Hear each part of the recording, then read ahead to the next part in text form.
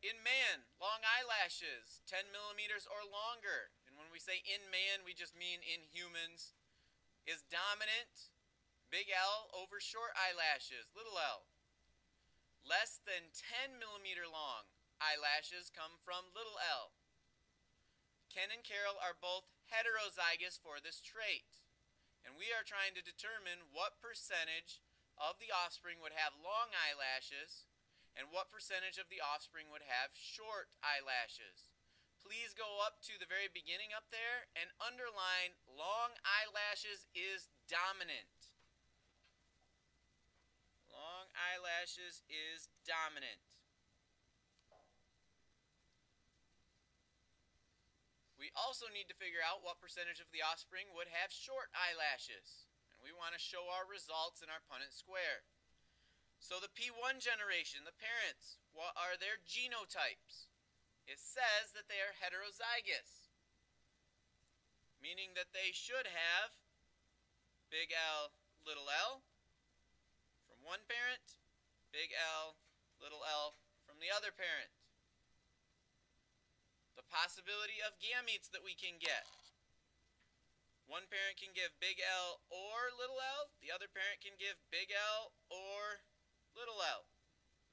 So let's do our cross for our F1 generation. Big L, little l, big L, little l. Big L comes down, little l comes down over here. Big L comes across, big L comes across, big L comes down, little l across, little l down, little l across.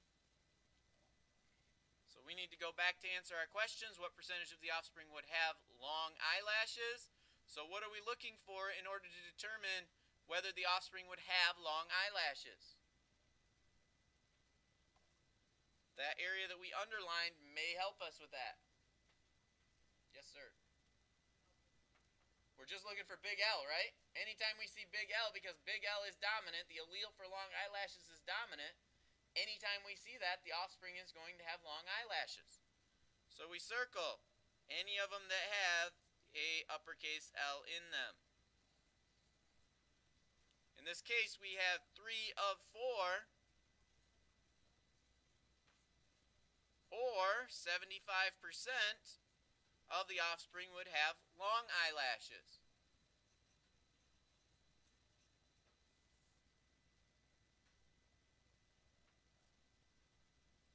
And then the next question is, what percentage of the offspring would have short eyelashes? Well, if 75% are going to have long eyelashes, and we only have one box left, that tells us that 25% of the offspring have the possibility for short eyelashes. Let's look at number 5.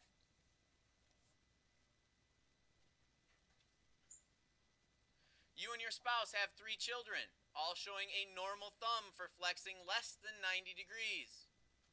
What genotypes would your spouse have for your only granddaughter to show the physical trait for hitchhiker's thumb? Little b, little b. With hitchhiker's thumb, you can flex the thumb back 90 degrees. So this becomes a little bit trickier.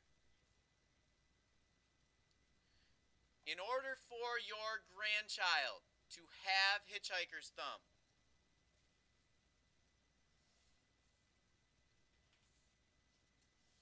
you have to have little b, little b.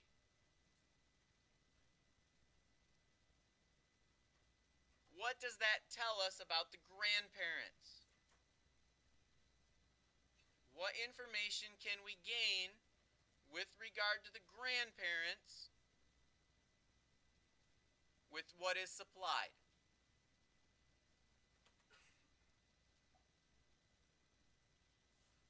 They're both carriers for hitchhiker's thumb. They would have to be carriers, or at least one of them would have to be carriers. Okay? So their genotypes would have to be big B, little b, or b, little b. It doesn't tell us that whether the grandparents have hitchhiker's thumb. However, it does give us more information. It says all three of your children, have normal thumb for flexing, less than 90-degree angles.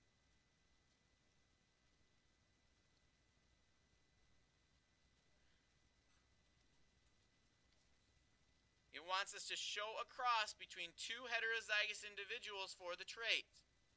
What percentage of the offspring would show a normal thumb movement? So let's do it. The parents. The parents all show normal thumb, meaning that the parents of your grandchild all probably need to be carriers, because in order for your grandchild to end up with hitchhiker's thumb, they would at least have to be carriers. They would have to both contain a little b. In this case, it's saying they're heterozygous. So let's put it in. We'll say both parents are heterozygous, just like it says. So there's our cross, big B, little b, and big B, little b. What alleles or what possibilities can one parent give? Big B or little b. What can the other parent give? The same, right? Big B or little b. So let's do our F1 generation. Big B, little b. Big B, little b. We're going to use our Punnett square to figure out what the F1 generation is going to look like. Big B comes down. Big B comes across. Little b comes down. Big B across. Big B down. Little b across. Little b down. Little b across. After showing a cross between two heterozygous individuals for the trait, what percent of the offspring would show a normal thumb movement? What percentage of these offspring would not have hitchhiker's thumb?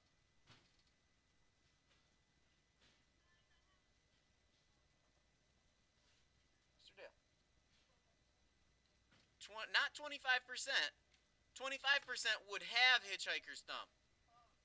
25% would have hitchhiker's thumb. We're looking for what percent would not have hitchhiker's thumb. 75% would not have hitchhiker's thumb.